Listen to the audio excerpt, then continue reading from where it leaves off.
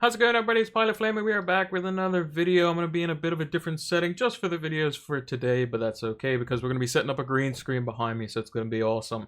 And we're going to be able to have a little bit more fun, more interactive things on the channel in terms of what we can do with the green screen. But today's video, let's get right into it. It's a buy, hold, sell video. We're going to be checking out the players that I think you should buy for this coming game week and going forward, players that you should hang on to for at least one more game week, and players that I think you should just get rid of right now. Their fixtures just aren't good enough, or they're just not playing well enough to be warranted in your team. So without further ado, let's get right into the video. So let's start off by checking our previous buy, hold, sells for this game week. We had Lundstrom in the previous video as well, who hadn't played as of yet. He was injured for that game in the 3-1 win over Spurs, and he's going to be injured for the next game week as well, so it was definitely a good sell there. In terms of our buys for the previous game week, Fernandez obviously came in good, got 15 points, 1 goal, 2 assists. Could have had an additional one had he taken the penalty because he doesn't miss. He's just too good. And then obviously for our other buy, we had Kevin De Bruyne, who is going to be good going forward. He came off the bench, but even he is not even, fixture or rotation proof from Pep Guardiola. For our holds, we didn't expect Ings to get anything versus Man City. It's for the next couple of fixtures because his form's been so good, and Salah's just been steady with his 6 points in game week 33. And we kind of have to monitor him going into the Brighton game. If he does well in the Brighton game, you may be more inclined to keep him going into Burnley and then potentially get rid of him for the last few game weeks for the season.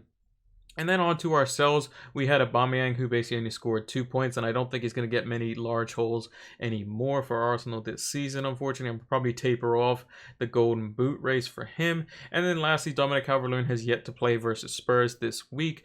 I'm still got him in my team, mainly because I have other problems that I need to address. So hopefully he doesn't score today, but then he scores when he's back in my team after my free hit team was very successful this week.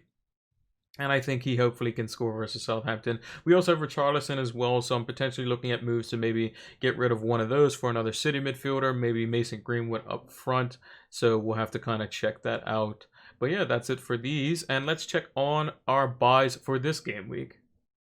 So our first buy for this week is... yeah, it's Bruno Fernandes again. This could be any Manchester United asset, to be honest, really. I just happen to put Fernandes there just because he's been so good. He plays for the team that I support, and he's just fantastic. He's making every player look better. He's kind of instilling a mentality, directly into the club.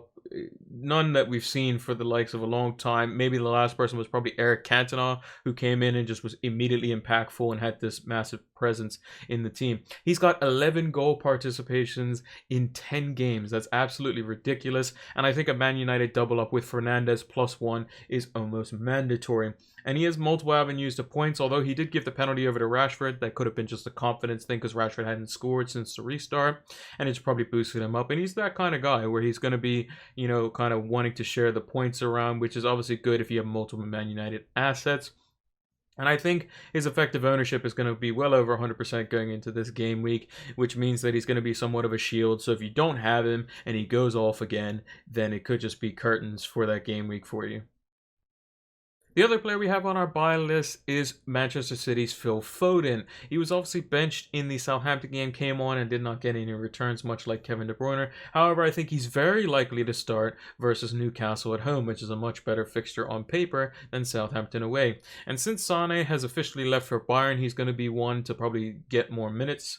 He's going to be definitely getting, maybe 2 starts and then 30 minutes, or maybe 1 start, 30 minutes, 45 minutes, 90 minutes. And that's going to be a kind of a rotation risk with all City assets, no matter what their price is. So why not get the cheapest one? I think that Foden is going to be a great value at 5.4. He's probably going to end up jumping by 2 million next season, which is obviously unfortunate just because he plays for Man City. He'll probably be around like a Bernardo Silva / David Silva type of price.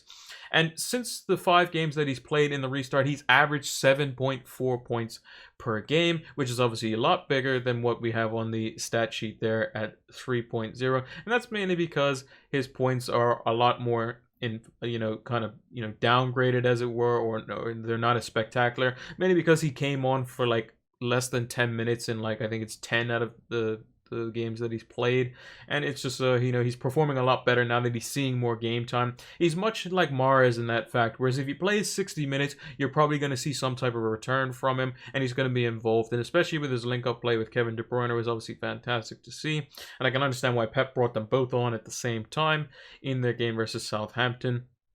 But I would have liked to see Raheem Sterling or Mahrez stay on the field, because I think you need at least 3 out of 4 of those players on the field at all times for City to be much more threatening and showed what they showed versus Liverpool. Moving on to the hold list, we have up first Aaron Wan-Bissaka of Manchester United. He currently sits at 5.5 million, which is pretty reasonable for a Manchester United defender, for one that's been doing quite well for himself. He's just being let down, unfortunately, by the likes of Harry Maguire, who's made 2 mistakes in the games that we've had since the restart. One in the Spurs game where he basically got done by Steven Bergwijn, and then he also got nutmegged in the Bournemouth game, which led to the goal as well. But also Lindelof and De Gea kind of letting Man United down. They're being kind of mispositioned, and De Gea is obviously letting the ball in his near post, or shouldn't, be allowing the ball to basically hit off his hands and go in the goal like he did versus Bergwijn, although they were pretty good hits for both the goals that they've let in, which were kind of like Maguire-esque mistakes as well. But I think Wan-Bissaka's been quite good. He could have had 3 assists and 3 had Rashford not been just barely offside, according to VAR. So I think he's probably the better asset going forward. Obviously, there's still the dream where Bruno Fernandes corner into a Maguire header, but I think that's obviously unlikely in that event to happen. I think definitely if you have Wan-Bissaka like myself, I think you should be keeping him for the Aston Villa game, and I think it's more likely that we'll get a clean sheet than in order to score 5 goals versus Aston Villa. They're going to be a bit more resilient than Bournemouth, but they don't score as many or aren't as threatening on the attack apart from just Jack Grealish. And I think that a clean sheet's probably better. So I think hanging on to Wan-Bissaka for this game week at least is probably better. I think 2 Man United attackers is definitely mandatory though. So whether it be Greenwood and Rashford, or, Bruno Fernandes, Martial, any combination of those 4. I think Pogba's kind of a little bit lesser so on that scale. I think that those 4, are kind of the ones that you should be looking at. And Wan-Bissaka's kind of been like a pseudo-attacker in recent game weeks with getting the assist. And he's going to get bonus points if he gets an assist and a clean sheet. There's definitely a guarantee for that. So I think hanging on to Wan-Bissaka for at least this game week should be beneficial for your FPL teams. And the other player we have on our hold list is Tottenham Hotspur's HeungMin Son. Now, he has a game today versus Everton as he is yet to play in Game Week 33, and we're looking to potentially hold him depending on how well he does going into the Bournemouth game in Game Week 34. I've seen a lot of people basically kind of targeting everyone that's going against Bournemouth just because their backline is so leaky and it's just not really providing much stability there, which means attackers are going to get a lot of points, much like Son, who has them in Game Week 34. He has been playing quite wide, but I think that he's kind of, he gets a bit bored out there and kind of decides to go inside and come in, which is good because I think that kind of suits Mourinho's style of play. So if Mourinho's going to sit back and kind of play long balls over the top, Son is basically the main outlet, which means it's going to force Kane to come back into midfield. And then the likes of Son and Bergwijn or Son and Lamela are going to be the types of players that are going to be going out, or even Lucas Moura, as an example, are going to be the types of players that are going to be getting onto the end of them, being in open field and going one-on-one with the goalkeeper. So I think Son is definitely the better asset there. I also think Son is just their best player in general. He's the most explosive. He's on set pieces for like angled free kicks and corners since the departure of Christian Eriksen. So I think he's definitely undroppable if you're Jose Mourinho. And he's definitely going to have space to work with versus Bournemouth. They will leave space open. They're going to allow shots from outside the box. They're definitely going to allow space in behind, as they're still going to want to try to play football. They're not like, certain teams which are just going to stick 10 men in the box like Burnley or anything like that. So I think that Son is definitely a hold for game week 34 plus. Moving on to the players that I think you should sell, I think Diego Jota is very obvious and a player that you should be looking to get rid of in your team. He's only had 2 double-digit holes, which were back-to-back since game week 17, and hasn't returned since which. He's obviously a rotation risk with the likes of Traore and Neto kind of seeing more play in the team and getting more starts. And with Wolves' tough fixtures coming up, I think the only real prospering attacker or types of players that can get attacking returns would be the likes of Doherty as well as Raul Jimenez. Their fixtures include Sheffield United away, who've been looking a lot better, Everton at home, who've been playing a lot better, Burnley away, who are the 3rd most clean sheets in the league. Crystal Palace at home are always a tough team to play. even at home. And then Chelsea away is a team vying for Champions League spots, much like they are as well. And he just seems to be kind of falling out of favor. Some games he starts, some games he doesn't, and the games that he does start, he gets hooked off super early. And I think Nuno Espirito Santo, he's kind of just playing around with some things. Maybe he just, wants to get European football, maybe not necessarily Champions League.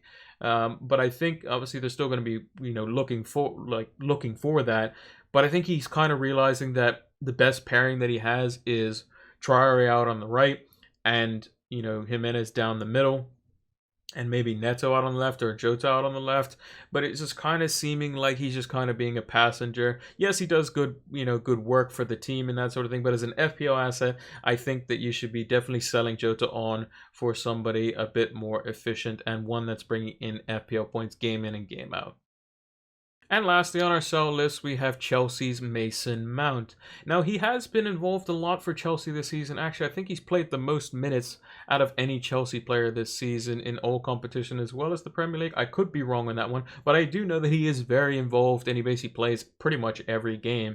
And he's been fit for the whole season, which is quite good for him as a youngster coming through their system. However, he's only had one return since game week 26 onwards, and he's only had 3 returns since game week 16, one of which was a double-digit score of 10. So not looking too good for the £6.2 million midfielder. Now, unfortunately for him, is that he seems like some games he starts, and then he may get hooked early, much like how Jota is for Wolves, and he seems to be the assist of the assister. So if he does get a return, his BPS is probably going to be quite high, but he seems to be more of like kind of how Pogba plays for Manchester United, where he kind of sprays the ball out to the wing. Maybe Willian does something, pass it inside to Pulisic or the likes of Giroud or somebody like that. And he's basically going to be, he seems to be the guy that's, not really, getting kind of what he needs in terms of FPO assets, in terms of assists and goals, like he was earlier on in the season. So I think you should definitely be selling him on and looking for the likes of Christian Pulisic or Willian as a direct replacement. So that's going to do it for this video. Make sure to leave a comment down below as to who you're looking to buy this game week. Who are the players that you plan on, kind of hanging on to maybe for that one extra game week to get one last return out of them. Or players that you're looking to just sell on or have already sold ahead of a game week 34 plus. Make sure to leave a like on the video, especially since we're going to be having the green screen up. That definitely deserves a like. Why not? Make sure to subscribe to the channel if you are new. We're going to be posting more content, obviously, in the days to come as well, with the games coming thick and fast. You're going to see a lot more content on the channel, and make sure to turn those notification bells on so that you know when the content is live. Also, give us a follow over on Twitter and Twitch. It's PilotFlame226 on both of those platforms. We do our game week discussions over on Twitch, which we'll be doing one, I believe, on Friday of this week for the game week 35 plus discussion. That's going to be around 11 a.m. EST. So be sure to look out for that. Also, like I said, we have Twitter where we post our, when we go live on Twitch, as well as our videos for YouTube as well. So hope you all enjoyed it. And until the next video, take care.